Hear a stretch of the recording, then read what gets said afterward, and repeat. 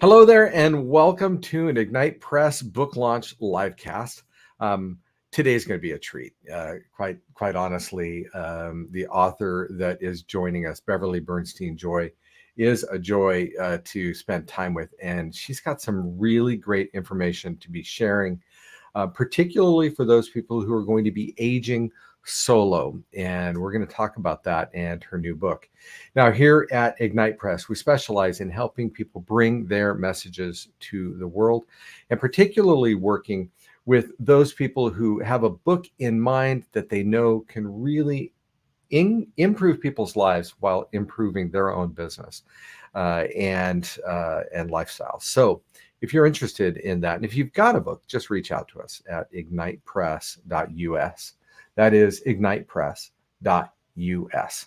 All right, so now on to the main event. I'm going to bring on Beverly Bernstein Joie. She is the author of the new book, Solo-Wise, A Roadmap for Fearless Solo Aging. And you're going to want to stay tuned because there's a lot to learn here. So, Beverly, hello and congratulations on your book launch today. Everett, thank you so much. I feel like this is my wedding day. I feel like we should pass around some champagne because it has the same intensity of something I've given birth to. Well, you don't have to buy an expensive dress, and you don't have to buy a bunch of people meals. So that part, at least, is good.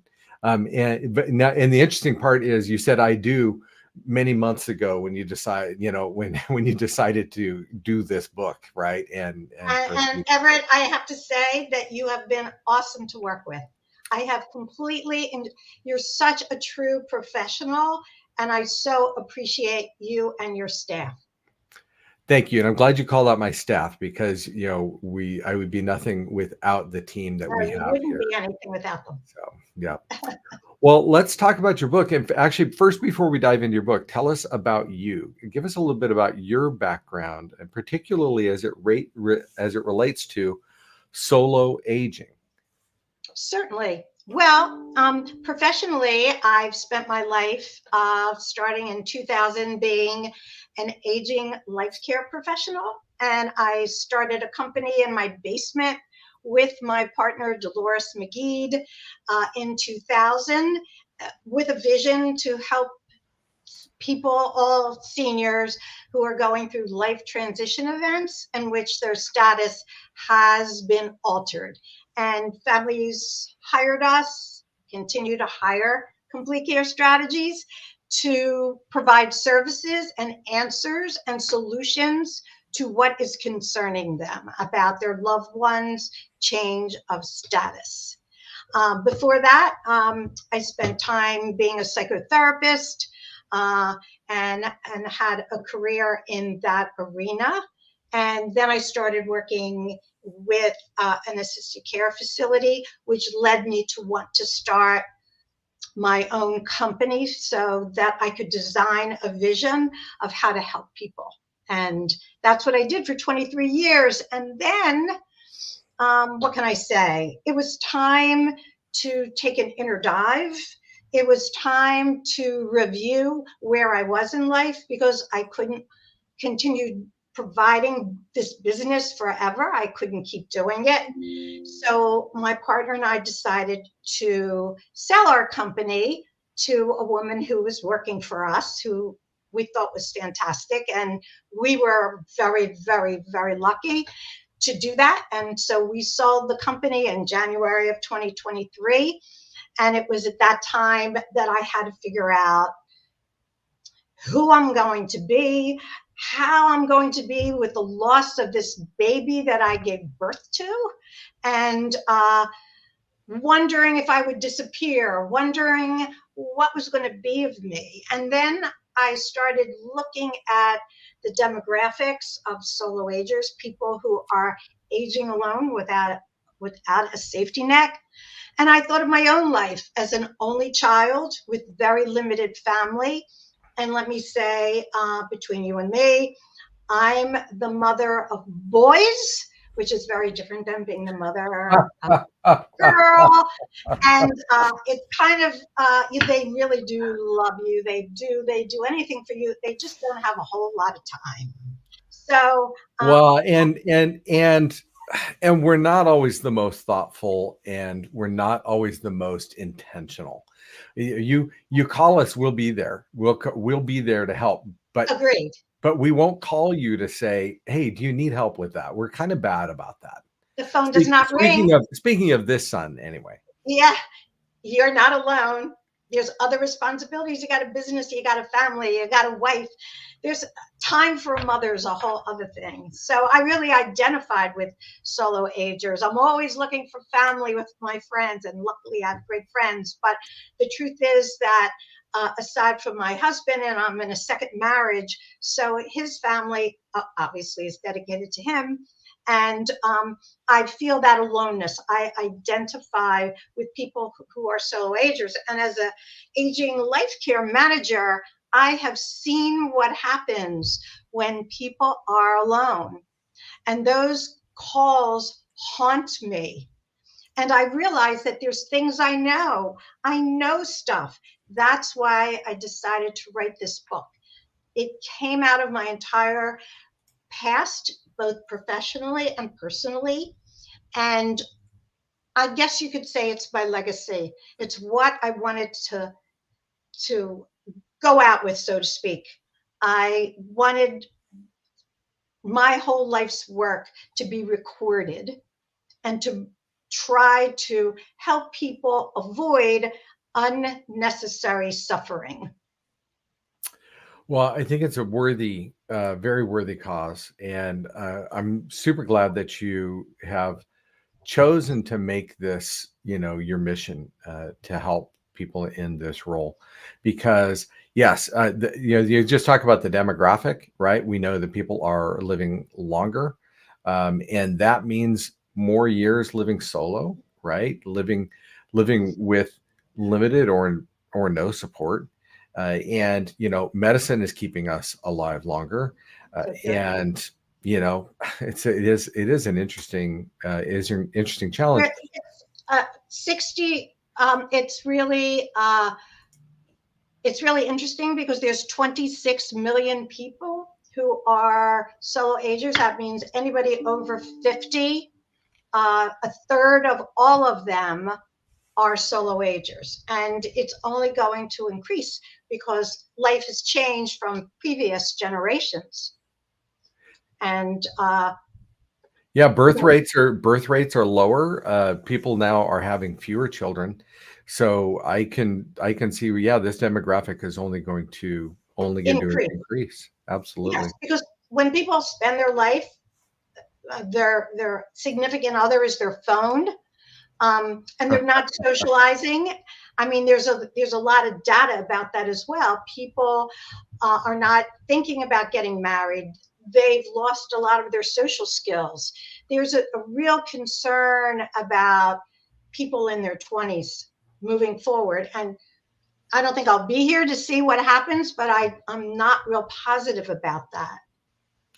No, I think it's really a great point. So let's dive in.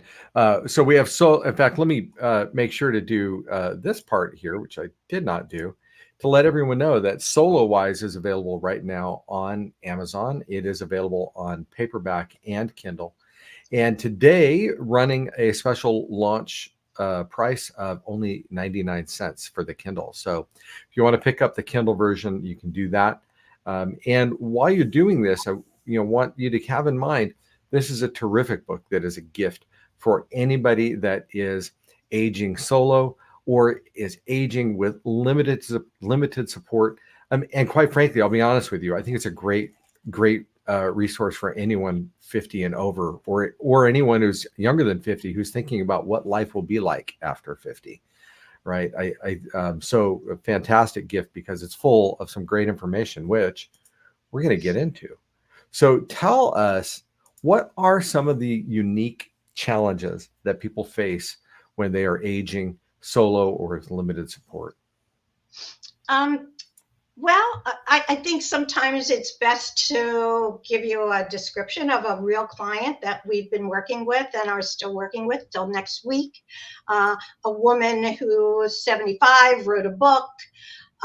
She was an attorney and spent her life finally getting married when she was in her 40s, no children, and no family to support her. She has one cousin in California, 3,000 miles away from where she is, and started making really bad decisions for her own future. For example, she never got her estate planning done. Her husband developed Alzheimer's disease, and at my suggestion, because I do know this woman, actually on a personal level, I suggested that she hire a caregiver, and she said, "I can't hire a caregiver because I can't afford it," which really wasn't valid at the time. Started really falling apart herself because she took on the sole care of her husband, who at times became violent, and she wouldn't let any other help in. She had a friend who was a financial planner who tried to advise her as a friend that she needed a financial planner, that she needed to make decisions, that she couldn't afford to live in her condo anymore. So she bought a second condo, which is a good thing, except she didn't check with anyone else, and she didn't have the money for the down payment. So she lost $25,000 in that deal. After her husband Howard died, she herself deteriorated greatly. Her mobility changed, cognitively changed. She was losing a lot of weight, and she started cycling in and out of the hospital, rehab, home. And the only person who she really related to was the manager of her condo, who helped get her set up with home care, which is a good thing, except they were freelance home care providers. And that's when the scamming began. And because she was so vulnerable, she went to the bank with them. She wrote checks to family members. She paid for expenses. And she lost another $36,000. And it was at that time I decided to sort of come out of my retirement, or whatever that means, and be of assistance to her. And I offered my services, and I signed a contract with her that she had to hire an aging life care professional, either my company that I was from or any aging life care professional. And I started being able to advocate for her. But the point is, she's lost time, she's lost money, and her health has not been addressed optimally. Sometimes it's scary when people say, "I'm not taking any medication." Sometimes it's because they just don't go to the doctor, you know?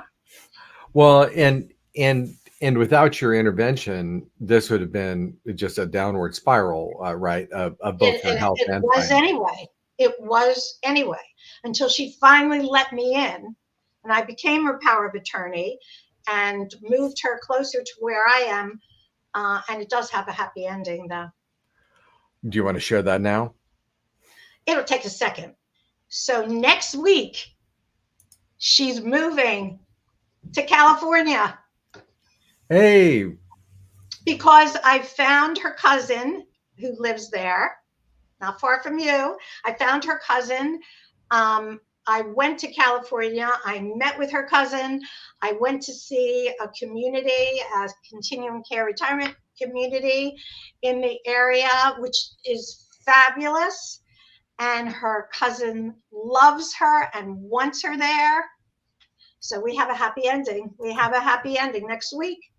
The 8th, she's getting on the plane. That is fantastic. To think of that result. You know, the hard part is, as I think you alluded to earlier in our conversation, is there are only so many of you, and there's one of you, and there's a limited number of people that will fill that, I guess, fiduciary role. I don't know if that's the correct term for it.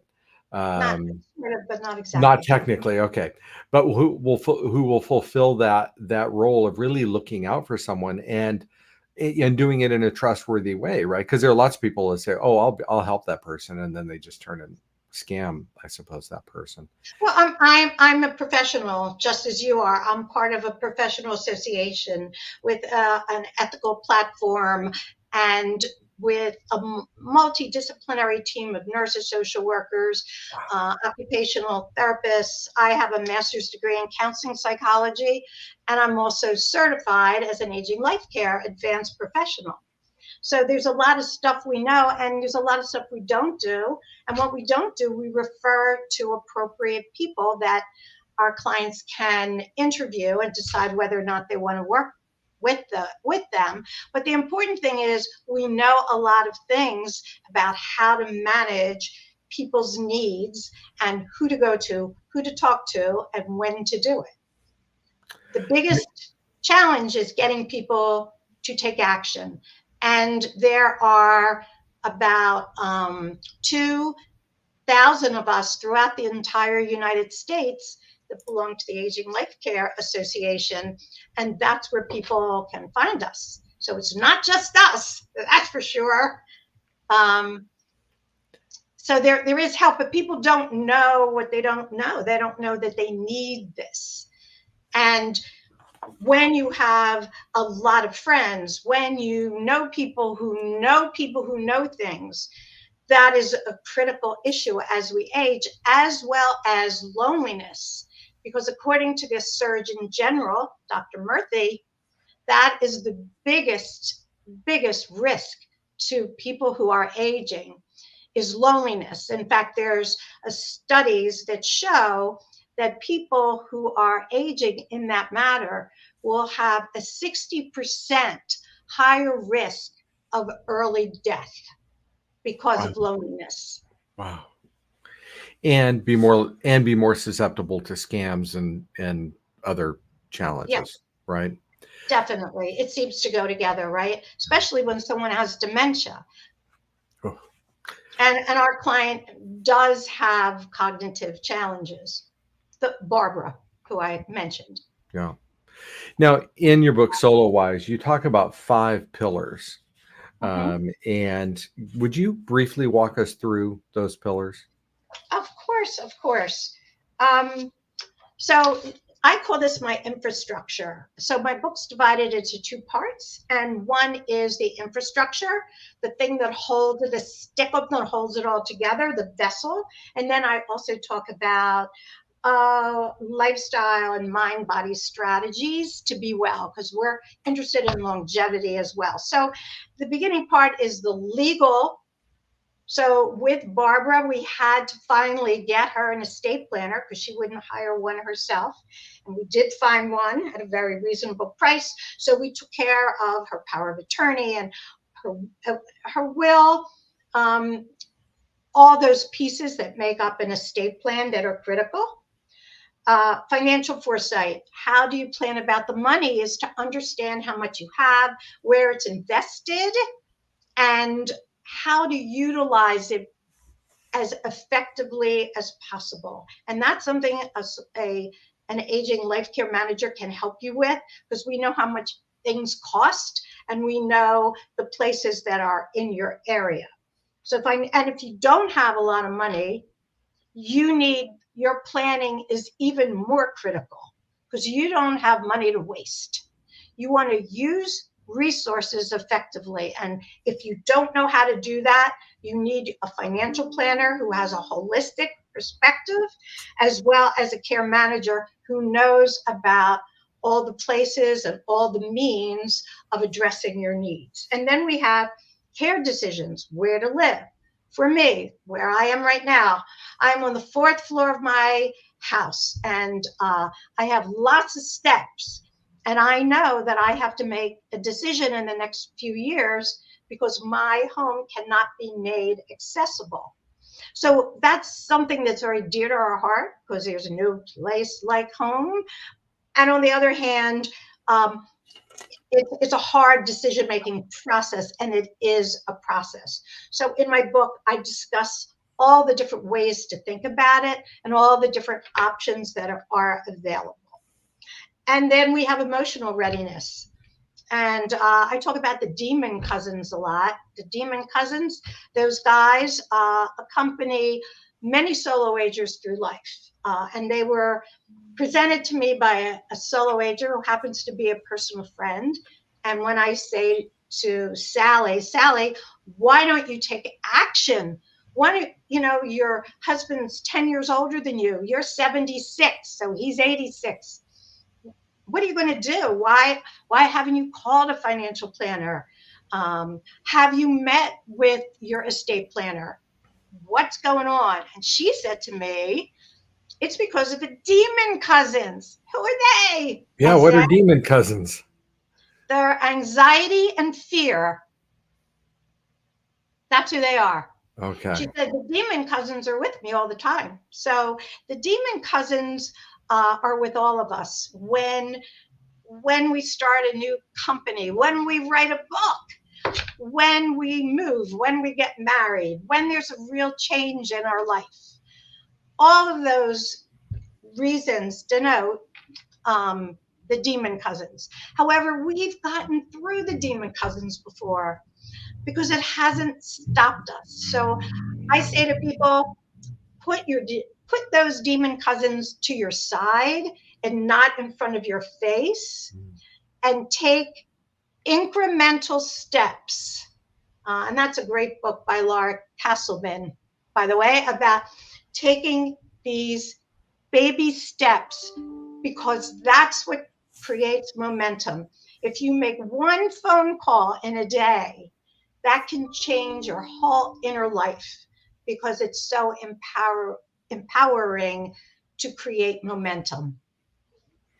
And I like that because it's not overwhelming. It's just do that one thing. Make the one phone call, write the one letter, write the whatever. Because and those things can snowball into results, right? Oh, that's exactly what happens. And that's what she did, and it's a good thing. She changed things up. Now, and then and that was your fifth pillar, and that was in the emotional readiness, is that for that pillar. And then you also talk about mind and body strategies for solo-agers. Do you want to share just one or two? We don't in the limited time we have available. So I think that for me, focusing upon the solo aging community, making that my mission, makes me very attuned to the fact that we're more than getting all these pillars done. We're human beings, and we want to live the best possible quality of life. So what if there was this magic pill that you could take that would lower your risk for Alzheimer's disease, lower your risk of cardiovascular disease, prevent strokes, prevent so many kinds of problems that people develop as they age? Would you be interested in taking the pill? Yeah. Yeah. Well, the pill is called exercise. And it's absolutely amazing the difference that pill can make. The other things that I talk about are about scamming, because we just touched on that, and that's a huge issue. It's also about diet, on how important that is. It's also about dating and how that looks as you age, because there's a lot of people that still want to be a couple, and actually people live longer when they are a couple. But that's just an aside. It's important information.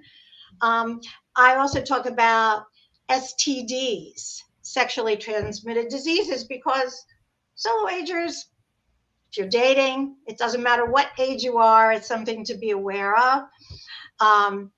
One unusual component of my book is to talk about plastic surgery, because even if it really turns someone off, people are still curious about it, and there's a way to approach that topic intelligently. And that's the whole purpose of the book, is to help people understand, identify, and become savvy in terms of their own solo aging. And I end the book with issues about end of life, because there is such a thing as a good death. In aging, it's not just about what you want to happen, it's about what you don't want to happen. So there's all those components. And my favorite one, which I have to mention, which really is available on my website, is that music. My book comes with music. I have a soloized playlist that I play all the time, particularly when I need more energy or standing with my demon cousins. I need to hear that music. And music literally changes the brain and is used for people with Alzheimer's, Parkinson's disease, people who have had strokes.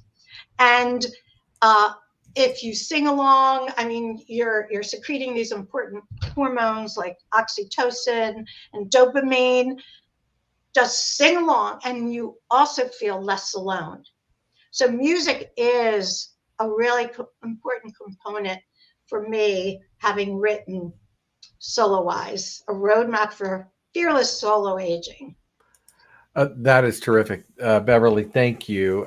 Now, we just have a little bit of time left, and scams. Let's just talk briefly about scams. You and I were talking before how Yep. these are becoming more and more problematic, and of course, they take all sorts of shapes. But what is the one that you're concerned about in the near future?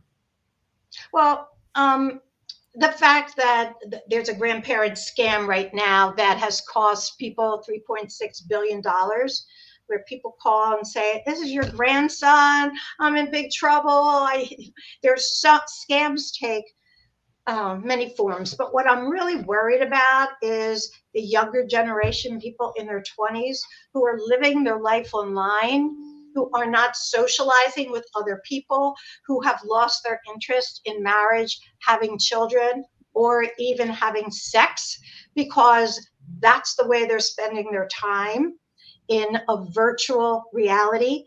And as AI, artificial intelligence, continues to expand, you can get phone calls from your friends who are your friends, because they're going to be able to imitate exactly what your friend sounds like, or your parent sounds like, or your cousin sounds like. AI is a big concern of mine, and I'm concerned. I'm really worried about younger generations, and if they're going to learn how to socialize and make the most of networking and interactions and joining and participating in community. Yeah, absolutely. Well, Beverly, this has been really delightful. How can people reach you or your organization if they want more information or to engage you for speaking, or they've got someone that really needs the help of your of your former company and other people that are like you? I know those people. Yes. So the best way to reach me is through my website, which is solo-wise.com. And I will be sure to respond to all questions and inquiries. All right, that is fantastic, and I put that in the chat log as well. Well, thank you again for joining us, and congratulations on your book. And we're excited to see how this all moves in the future. Me So too. thank you again, Beverly. You're welcome. Well, everybody, you heard it here. Please pick up her book. You can grab that on Amazon today, where you can pick it up for 99 cents as the Kindle special. And if we can help you with a book, if you've got a message in mind that you'd like to bring to market, reach out to us as well. So thank you again for joining us on this book launch livecast.